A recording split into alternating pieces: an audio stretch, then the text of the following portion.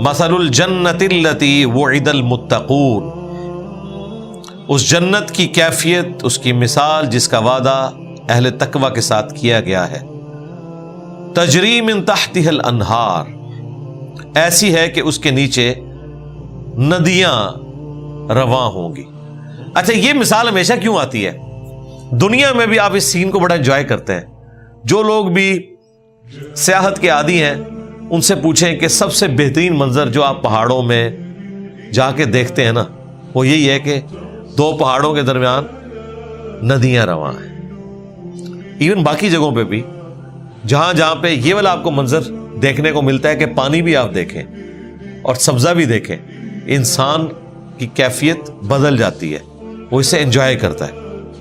اور آخرت کے بارے میں تو کوئی تصور بھی نہیں کر سکتا، دنیا میں تو اللہ نے اس کی ایک جھلک دکھائی ہوئی ہے۔ آپ صرف دنیا میں جو ٹاپ کی 10-12 آبشاریں ہیں، واٹر فالز، ان کی ذرا ویڈیوز یوٹیوب پہ دیکھ لیں۔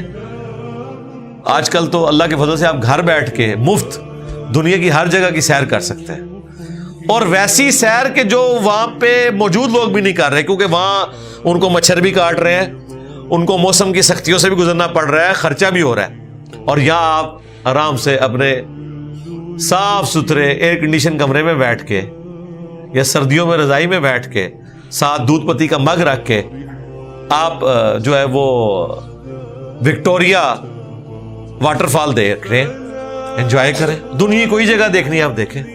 وہ لوگ کتنے کتنے ہفتوں کا سفر کر کے اس کے ٹاپ پہ پہنچتے ہیں، آپ کے ساتھ نیکی کرتے ہیں، ہر جگہ وہ ویڈیو بناتے جاتے ہیں، آپ بھی ان کے ساتھ سفر کر رہے ہیں۔ تو دنیا میں بھی اللہ تعالیٰ نے ایک دھندلا سا تصور رکھا ہے اس جنت کا، ان ساری نظاروں کے اندر، تاکہ انسان آخرت کی طرف مائل ہو۔ تو اللہ تعالیٰ فرماتا ہے کہ جس کی اللہ تعالیٰ کی طرف سے یقین دہانی ہے نا جنت کی اہل تقوی کے لیے، وہ ایسی ہے جس کے نیچے نہریں بہتی ہوں گی۔ اکلھا دائم، اللہ اکبر، اس کا پھل ہمیشہ رہنے والا ہے، وہ کبھی ختم ہی نہیں ہوگا۔ آپ جو پھل توڑیں گے دوبارہ سے اگائے گا، کیونکہ جنت کو فنا نہیں ہے، موت ذبح ہو چکی ہے۔ آپ پھل توڑیں اور کھا لیں تو وہ اس ٹہنی کے اس پورشن پہ جو ایک انگور کا دانہ تھا اسے تو موت آ گئی نا، لیکن نہیں آئے گی، دوبارہ اگ جائے گا۔ آپ نے کھا بھی لیا اور وہ اپنی جگہ پہ اگ گیا، اور بھوک بھی نہیں۔ اب آپ سوچ رہے ہوں گے کہ اگر بھوک نہیں ہے تو کھانے کا مزہ کیوں آئے گا؟ کھانے کی لذت کی وجہ سے۔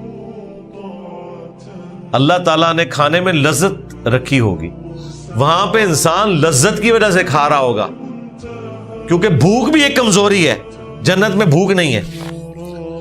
اور ٹوائلٹ میں جانا کھانے کے بعد آپ کو یہ فکر لگ جائے کہ پتہ نہیں اب کھانے سے میرا پیٹ خراب ہو جائے گا، یا پیٹ خراب نہ بھی ہو تب بھی ٹوائلٹ جانا ایک مشقت والا کام ہے، وہ بھی اللہ تعالیٰ نے ختم کر دیا۔ ایک ڈکار آئے گی، سب کچھ ہضم، پھر آپ جناب کھانا پینا شروع کرتے ہیں، اور جو آپ کھا رہے ہیں اس کو فنا بھی کوئی نہیں۔ جیسے ہی آپ انگوروں کا گوشہ توڑیں گے دوبارہ سے اتنا ہی اگائے گا، اور توڑنے کی بھی ضرورت نہیں، جو خواہش کریں گے وہ آپ کے سامنے آ جائے گی، خدام آپ کے سامنے پیش کرنے کے لیے۔ میرا خیال ہے جو کوئی الٹیمیٹ سوچ سکتا ہے نا اس دنیا کی زندگی میں، اس سے بڑھ کر ہے۔ اسی لیے تو سورہ سجدہ میں آیا کہ ہم نے اپنے پرہیزگار بندوں کے لیے وہ نعمتیں چھپا رکھی ہیں، ان کی آنکھوں کی ٹھنڈک، جو وہ جانتے بھی نہیں ہیں کہ کیا کچھ اللہ نے چھپا رکھا ہے۔ اور یہی آیت نبی علیہ السلام نے تلاوت کی، بخاری مسلم میں آتا ہے، اور کہا کہ اللہ تعالیٰ فرماتا ہے کہ میں نے اپنے بندوں کے لیے وہ نعمتیں جنت میں رکھی ہیں چھپا کے، کہ جن نعمتوں کا گمان بھی کسی کے دل پہ نہیں گزرا، کسی آنکھ نے وہ نعمت دیکھی بھی نہیں، کسی کان نے سنی بھی نہیں، کسی دل پر اس کا کھٹکا بھی نہیں گزرا، کوئی امیجن بھی نہیں اس کو کر سکتا۔ یہ تو صرف مثال کے لیے ہوتا ہے نا، فروٹ، حوریں اور یہ سارے معاملات، یہ صرف سمجھانے کی حد تک ہے۔ جو اصل معاملہ ہے وہ ایسا ہے کہ آپ اس کو امیجن بھی نہیں کر سکتے، آپ کی سوچ سے زیادہ۔ میں تو صرف اس تصور کے ساتھ ہی حیران ہو جاتا ہوں کہ آپ کو موت ہی نہیں آنی، یہ کوئی چھوٹی چیز ہے؟ آپ کو بڑھاپا ہی نہیں آنا، آپ سے رب نے کبھی ناراض ہی نہیں ہونا، باقی ساری چیز تو بعد میں ہے۔